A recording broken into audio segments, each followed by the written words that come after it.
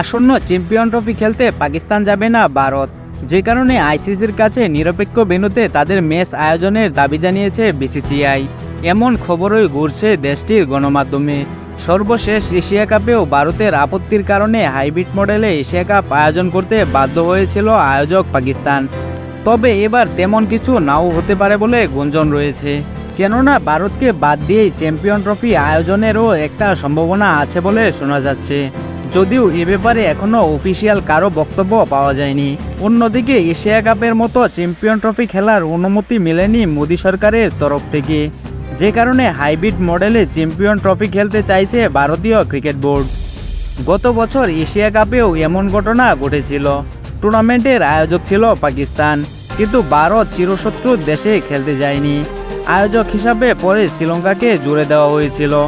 ভারতের সব ম্যাচ অনুষ্ঠিত হয়েছিল শ্রীলঙ্কায়, যে কারণে পাকিস্তান মূল আয়োজক হলেও 13টি ম্যাচের মধ্যে মাত্র 4টি ম্যাচ অনুষ্ঠিত হয় পাকিস্তানে, আর ফাইনাল সহ 9টি ম্যাচই অনুষ্ঠিত হয় শ্রীলঙ্কায়।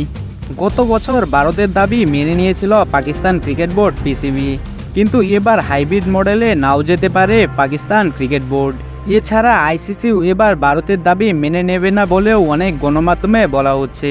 সে কারণেই গুঞ্জন উঠেছে, ভারত যদি পাকিস্তানে খেলতে না যায় তাহলে রোহিত কোহলিদের বাদ দিয়েই চ্যাম্পিয়ন ট্রফি মাঠে গড়াবে, তাই ভারতের বদলে তখন খেলার সুযোগ পেয়ে যাবে শ্রীলঙ্কা।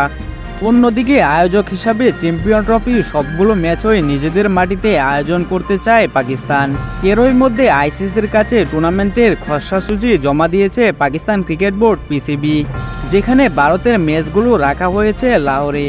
কারণ হিসাবে বলা হচ্ছে ভ্রমণ সংক্রান্ত নিরাপত্তা ঝুঁকি এড়ানো এবং ভারতীয় সীমান্তের কাছাকাছি শহরটি অবস্থান হওয়ায় দেশটির ক্রিকেট ভক্তদের যাতায়াত অনেকটাই সহজ হবে এবং ওই একই ভেন্যুতে টুর্নামেন্টের ফাইনাল হবার কথা রয়েছে।